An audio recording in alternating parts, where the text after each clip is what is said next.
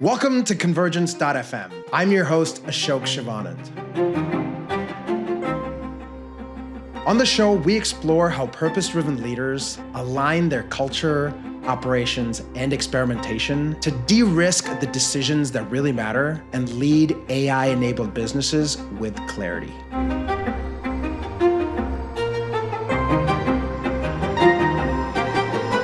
Convergence.fm. Transform from the inside out.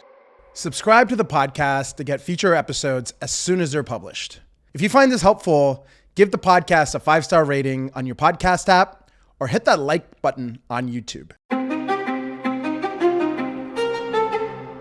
Hey folks, welcome to another episode of Convergence.fm. Today I want to talk about a topic known as information asymmetry. And the reason I want to talk about it is because it seems to be a recurring trend in the work that we're doing with CEOs and COOs or business owners. And specifically here, most recently, we did a day-long workshop with a manufacturing facility that also gets into supply chain and warehousing. And we met for a day with their CEO and COO. And the initial topic that they came up with was around how they wanted to get started on more technology and automation and even artificial intelligence initiatives, but were sort of hesitant to get started. And there was a little bit of conflict or dissonance between the CEO and COO. Now, mind you, these two had worked together for a very long time, and there was a high amount of trust between them. If you have read that book, Rocket Fuel, or familiar with Visionary and Integrator, they fall squarely into almost the textbook definitions, where the visionary was someone who thought really big, they were ambitious, not just about profit, but also about purpose, something we talk about here.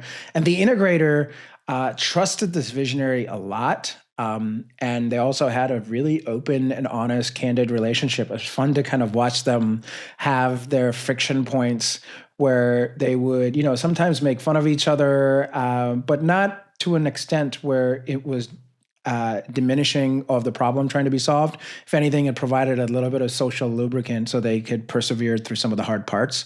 So it wasn't really a relationship challenge, but at the same time, they both seemed to agree that a lot of the initiatives that they had put into place, whether it was around technology adoption or even process improvements, had kind of not really had the impact they were hoping for. And so we had them each essentially talk through in a facilitative manner some of the top misses that come to mind, and we sat together and evaluated it.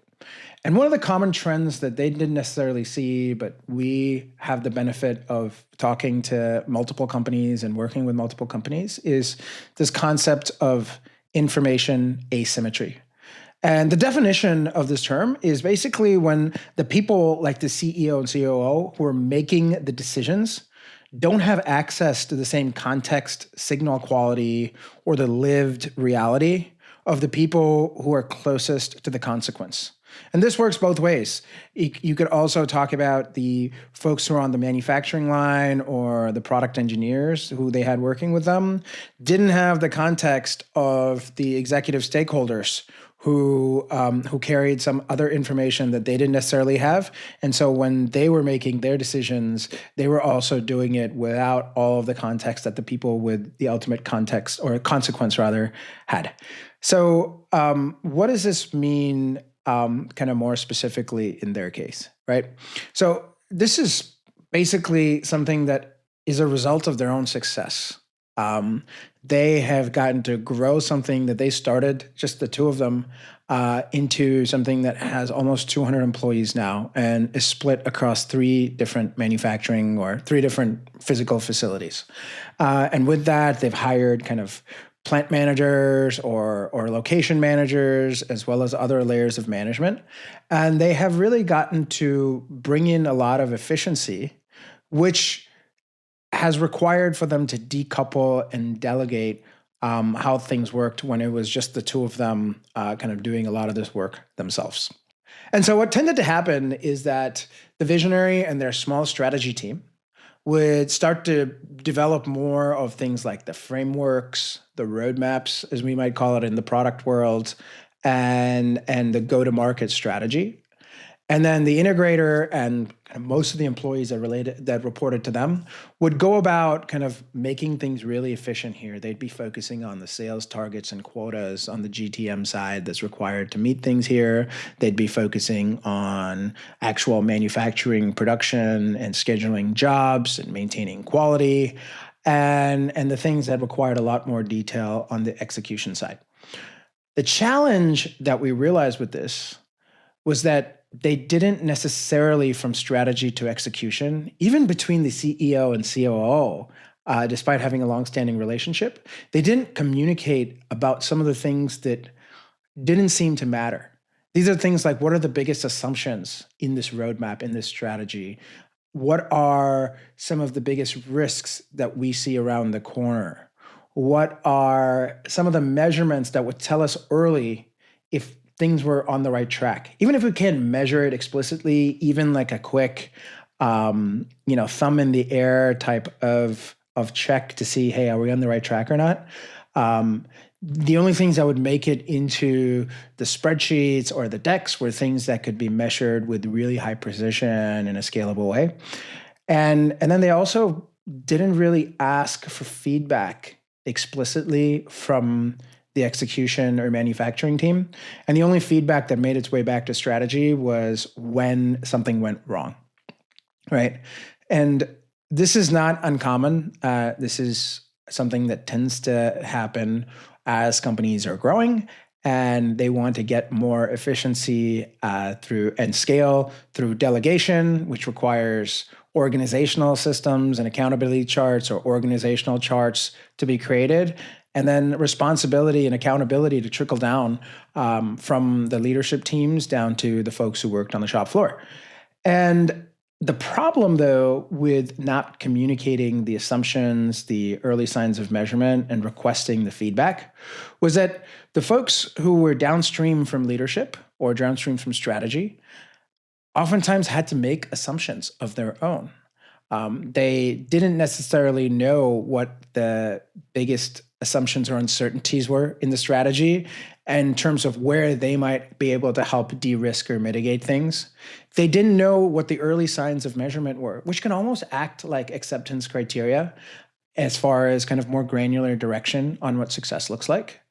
And they didn't know that leadership really wanted to hear back from them because no one sat down and asked them, right? And so the assumptions, the data, the feedback, not moving as quickly, but at the same time, having a high sense of urgency around how things were flowing down, led to, things like quarterly business reviews and town halls and in some cases, other companies have had OKRs that trickle down from the top all the way down to the bottom. And if these things don't share these three critical things around assumptions, early signs of measurement, and asking for feedback, then a lot of those assumptions are going to get treated as assertions where, I tend to believe that most folks that come into work want to do a good job. And it's on leadership to create these learning systems to help them inform themselves, the employees this is, on how to make the best decisions given the context that has been reinforced over time. And without that, these folks who are coming in to do a great job are left to use their best moralities. And instead of mitigating the assumptions and risks that you have in your strategy, they're adding some of their own, which then I think tends to have a little bit of a compounding effect, which no one wants. The second thing that tends to happen is that we scale efficiency versus scaling understanding and making sure that everyone has real rich context and domain. Now, I'll admit, this is something that I made the mistake of myself. Initially at Integral, we had a lot of success when I was solely responsible for sales, as many startups or early companies do, where you have some level of traction with founder-led sales. And then you start to delegate sales to salespeople, either from within the team or new folks that you hire. And then you realize that a lot of things are slipping through the cracks because as founders, we're able to wear many hats at the same time and look around corners. And oftentimes I would get involved with delivery myself after we sold a deal. And then as we started to delegate this, we just didn't really enable the conversations that were required from our customer to our salespeople, from our salespeople to our delivery leadership, from the delivery leadership to the actual product teams. And this led to some pretty big issues for us that we had to go back and realize that this information asymmetry was holding us back. And this is also the case with some of the really big Fortune 50 customers that we worked with, where they would be looking to launch a new initiative that maybe someone like a McKinsey or BCG advised them on from a strategy side.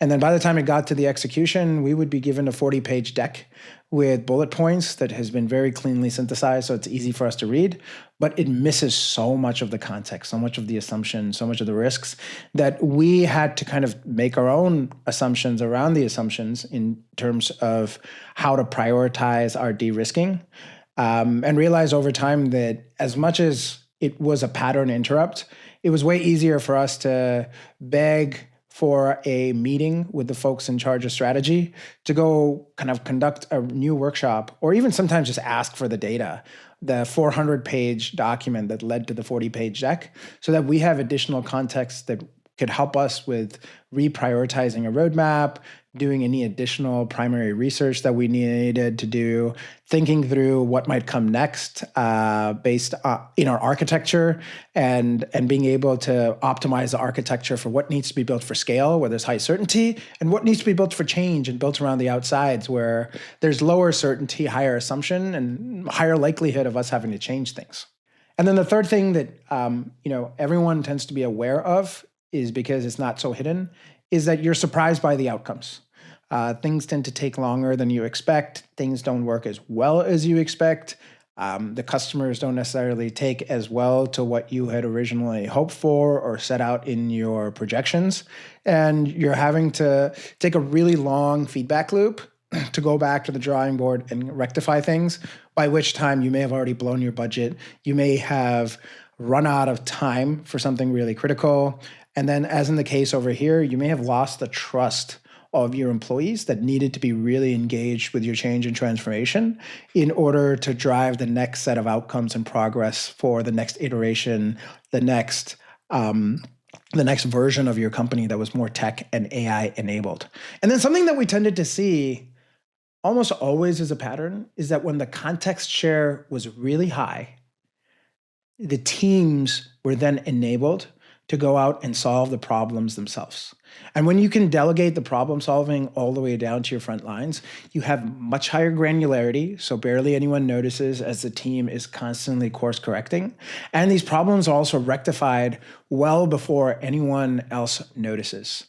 On the other hand, when there's low context, there's longer feedback loops. And then now management has to make these decisions.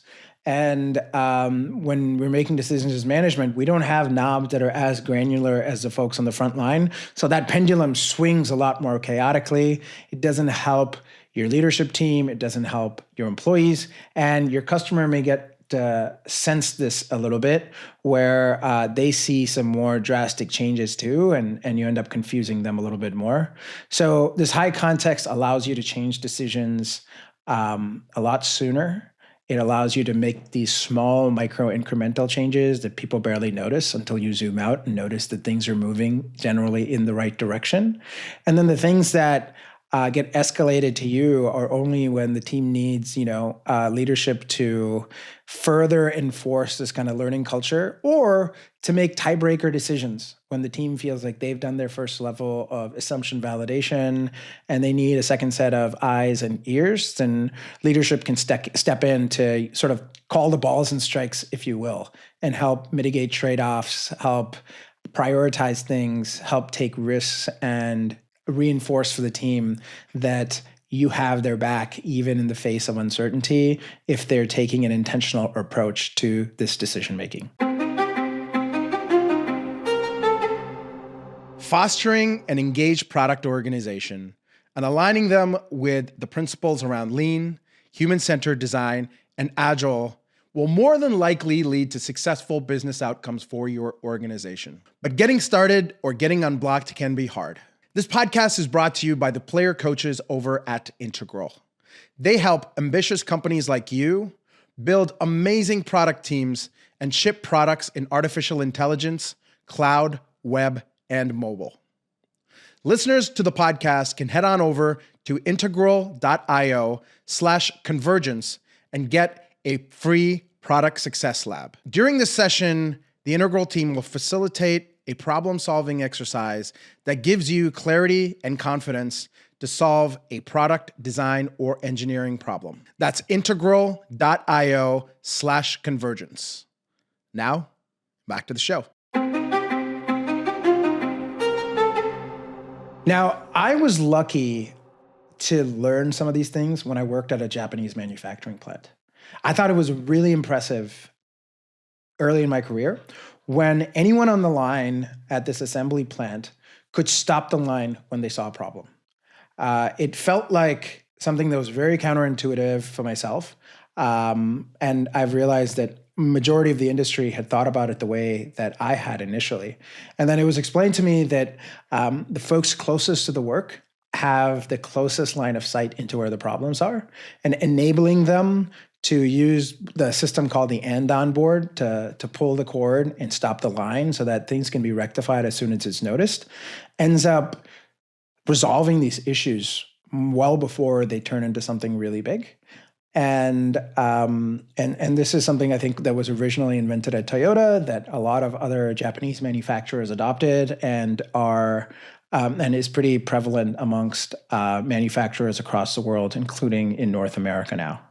Another story that comes to mind is from our guest Farhan Thawer, and he talks about these MCP servers, model context protocol servers that shared information that sat in any of Shopify's systems to any employees at Shopify. And of course, there's some level of authorization, I'm sure, but a majority of the information was available to anyone there so that as they were making their own decisions and they weren't sure whether Shopify had faced this challenge before or if this bridge had been crossed already, they could go in and they had a chat-like UI to ask questions that could sit anywhere between sort of their Salesforce to their development environments, to their ticketing, to their merchant systems, where you could form, where context was not a limiter for making really good, confident decisions.